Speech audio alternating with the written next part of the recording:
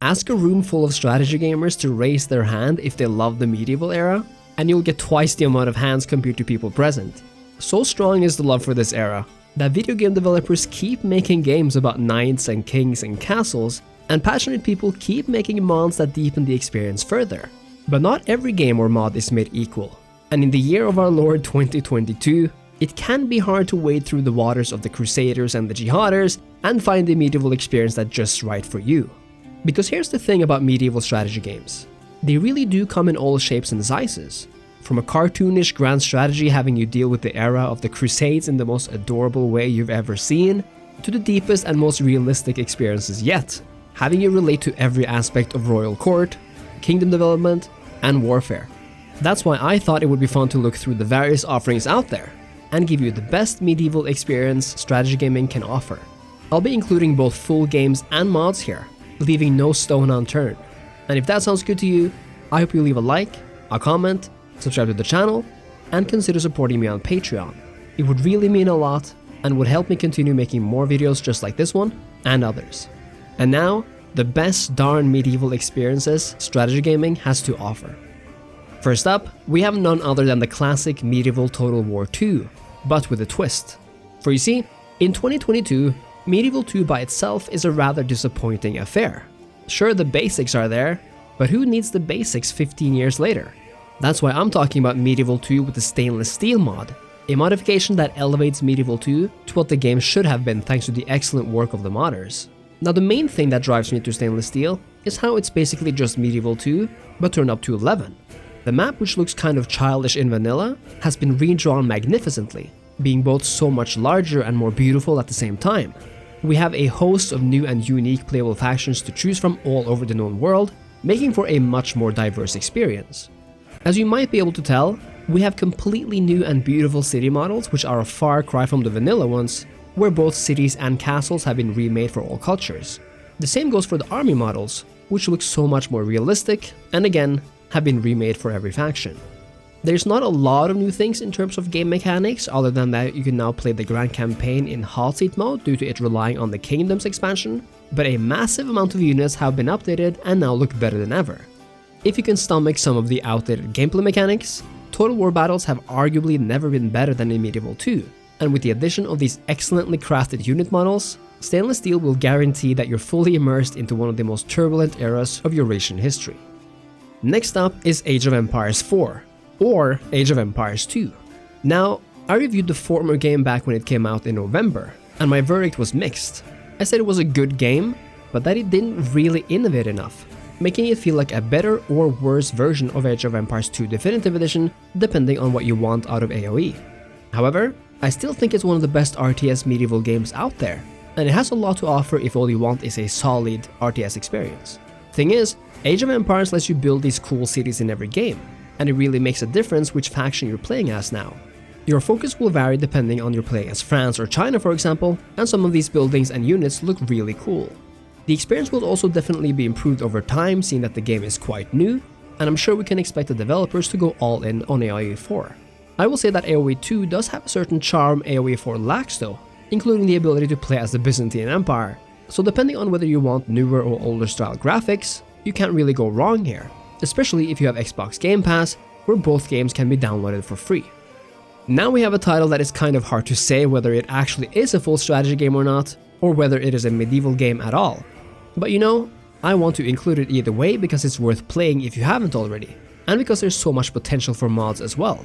I'm of course talking about Mountain Blade Bannerlord, the combined strategy and adventure game which has you journey across the world in search of fame and glory.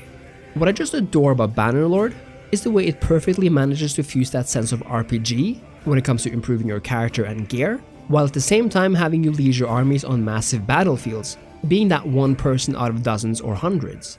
What makes this a strategy game in my eyes is the ability to recruit troops of your choice, improve them, and have them level up, and then command them on the battlefield, handing out orders like never before after the recent major patch, which also includes a much better geographical system that matches the location on the overworld map and places you in a similar location on the battle map.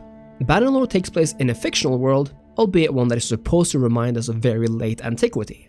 There is a ton here that reminds me personally more of the early Middle Ages though, and you could very well argue that much of what is here could be considered medieval in nature.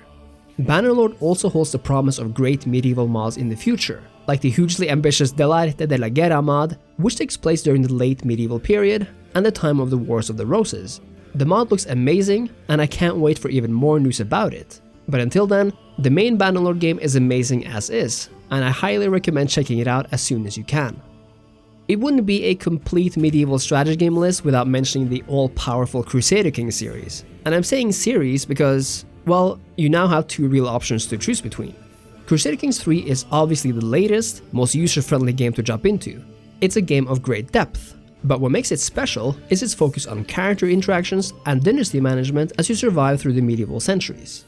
You play as one character at any point in this game, not a state, but whatever you manage to amass survives with you to your next character, making it a refreshing and diverse experience no matter how you choose to play. The real question is though, should you play CK3 or CK2? And I'm asking this because, at the moment, I like CK2 more. It's deeper, has better music, and so much more to do, but it's also visually outdated and much harder to learn, so I wouldn't put it past anyone to just jump into CK3 instead.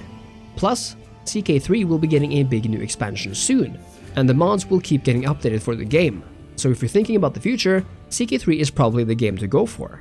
No matter your choice of game, the Crusader Kings series is one of my favorite of all time, and will offer you countless hours of intrigue, warfare, religious and culture management, and dynastical and city management on a massive map of Europe, North Africa, and Asia. You can even customize your characters and watch them age with time, engage in the multifaceted level system which is deeper than ever, and when Royal Court comes out, relish in your very own gorgeous courtroom, and I can't wait to see how that turns out. Lastly, we have a game very close to my heart, and it's none other than the flawed but endearing Total War Attila. Now I realize that Attila doesn't take place during the medieval era, but hear me out. You see, Total War Attila has a vibrant modding scene that will stop at nothing to give us the experiences we crave, and that's why this entry focuses more on the mods than the game itself. Let's begin with the obvious one, the excellent Medieval Kingdoms 1212.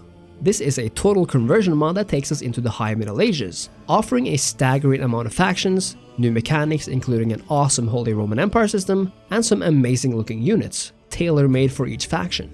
If you want to know more about this mod, then check out my review right here. There's even a Rise of Islam mod where you get to play in the 7th century in a completely different environment, opening up so many new possibilities. But there's more. You see, Attila received a Charlemagne expansion, taking us into the early Middle Ages on a gorgeous map of Western and Southern Europe.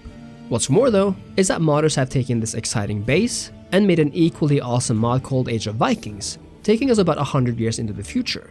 In this mod, we get to play the likes of the Western and Eastern Frankish empires, Wessex, various Iberian factions, and of course, Vikings that weren't really that present in the original Charlemagne campaign.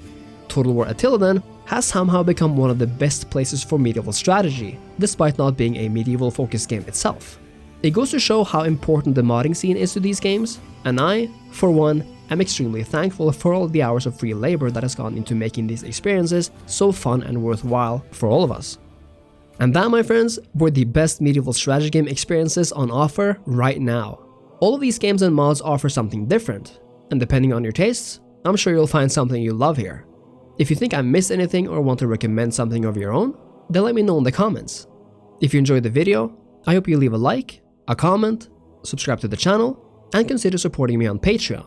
It would really help the channel out and allow me to make more videos just like this one and others. And make sure to join us over on Discord as well. I've left the link in the description. Thanks again, and I'll see you next time. Cheers.